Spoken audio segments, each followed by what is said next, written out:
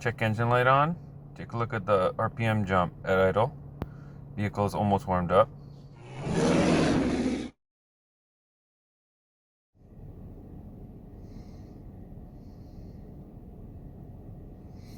My guess, Misfire. Okay. Misfire, which cylinder? Engine misfire detected. P0300, pass and fail request. Okay, escape. Okay guys, so we have the vehicle running now, and we're watching the misfire counter. I don't know if you guys can see that. So, cylinder number 4 is the only one misfiring. So let's put it under load and see what happens. We got an idle load, but it is misfiring. So we're gonna go take a look at that cylinder right now and actually check the spark plug and the wire on that one. Look at the misfires now. Okay, so it could still be an actual injector issue, so we're gonna take a look at it now. So ignition number 4 is, if you follow number 4, it is actually this one right here. What you want to do is you want to give ourselves the best chance of not breaking this wire. So there we go.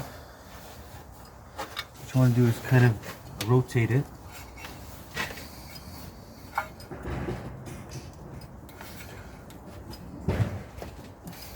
So it looks like we're probably going to end up breaking this wire trying to remove it. So let's confirm number 4 again is the center. Well, looks like we got it out without breaking it. Okay, so here's the wire. So what we're going to do is actually check the spark plug.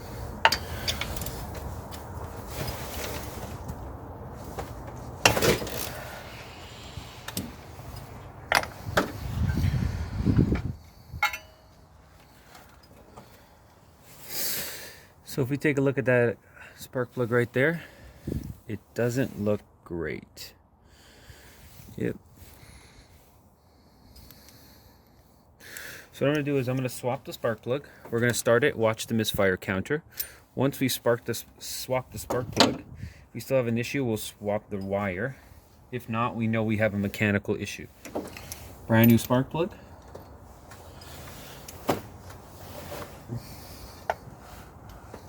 Let's just be glad that the misfire wasn't on the back bank, because it is a nightmare to get back there. Torque it.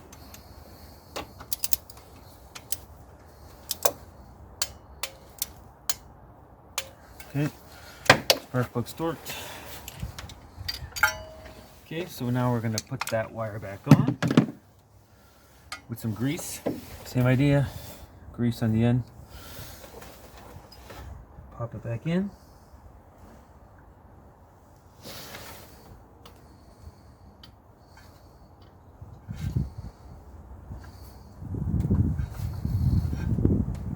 Okay.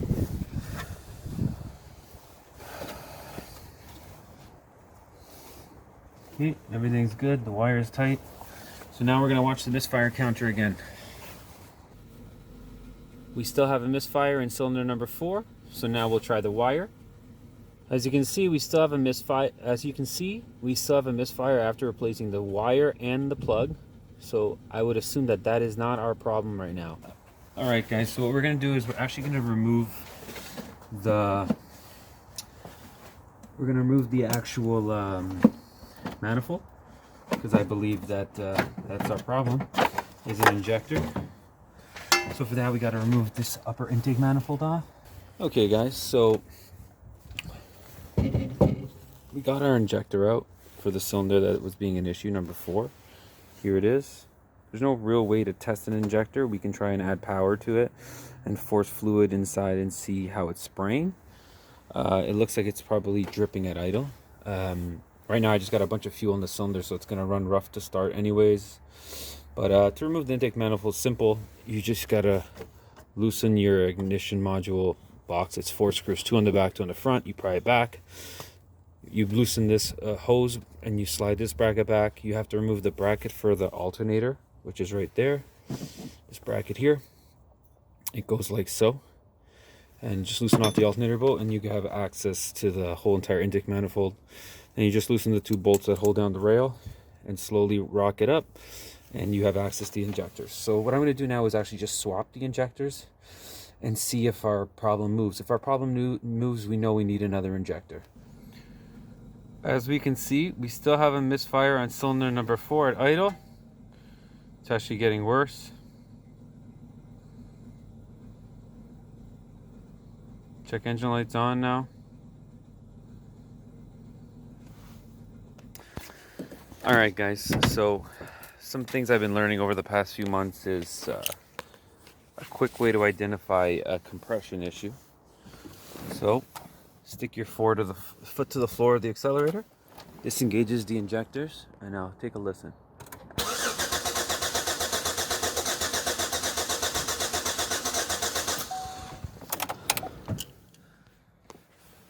If you can hear that, guys, there's a drop in compression on one of the cylinders. It's not clean. So that eliminates an injector issue, eliminates an ignition issue, which we already checked anyways by swapping injectors, putting new spark plug and coil wire on that cylinder. So we know that the problem is compression. So is it a valve? Is it compression? It doesn't matter because the engine's just not worth the cost. But at least we've confirmed this problem, and we'll just continue driving the vehicle and use it for what it is. Thanks, guys. All right, guys, so we're back with the Equinox. It has been, I want to say, a week or 2 since we checked it out when it was cold. Now the weather is warming up. We're at 3 degrees Celsius, and our check engine light is off. And if we watch our misfire counter, it's almost 0. Once in a while it sputters. So we're going to do a leak down test and see where exactly our issue is from, because it's not an injector, it's not a coil. It's not a coil wire, and it's not a spark plug. So it's got to be something within the cylinder. Temperature is affecting it clearly. So this car could be good in the summer. So let's just hit the throttle. There's our misfire counter when we rev it. So us revving it affected it.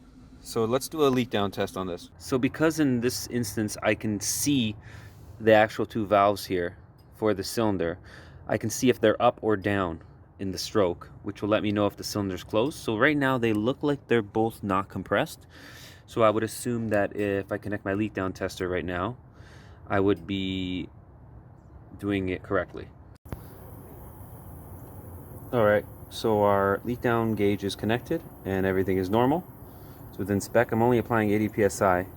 I can hear slight air escaping from the intake valve, and I can hear slight air escaping from the exhaust in the back. And it doesn't sound that bad, and maybe that's why the misfire is so infrequent. It has to be like a perfect timing for it to occur. I'm not sure, because right now I wouldn't suspect anything if I didn't see a misfire, and that's where we are right now. So right now, like, both valves should be closed.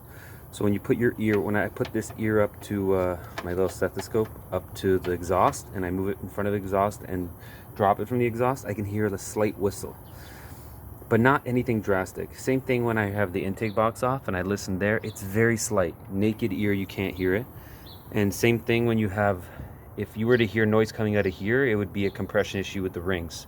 But I'm not really hearing that either, especially given the fact that the leakage is normal. So I guess this vehicle just has like intermittent misfire when you're right off the throttle. Could be a rod or maybe a lifter or something like that hanging, and that's what's causing the issue. That could definitely be the problem. So that's where we are right now. So, you know, that concludes the video. There's no real answers here, but at least there's some procedure. All right, guys, so here we are back in the car again. No misfire. Now I'm going to snap the throttle.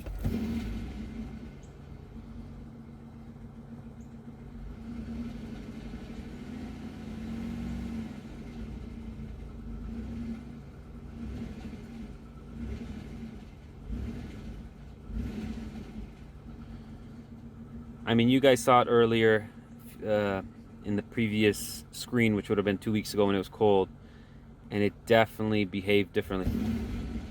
So let's see when you get it up to 3,000. Considering the noise I hear in the engine, I want to say that maybe a push rod or a lifter is hanging, and that's why you're not seeing it in the leak down, because it's hanging, and then causes, when I snap the throttle, it hangs a bit and allows exhaust or intake air to come in during the firing sequence, which is causing our misfire. That's my assumption, given the fact that the leak down test was good. Post in the comments what your beliefs, thoughts are. Maybe some people have some GM experience. Anyways, for now, that's all there is in this car.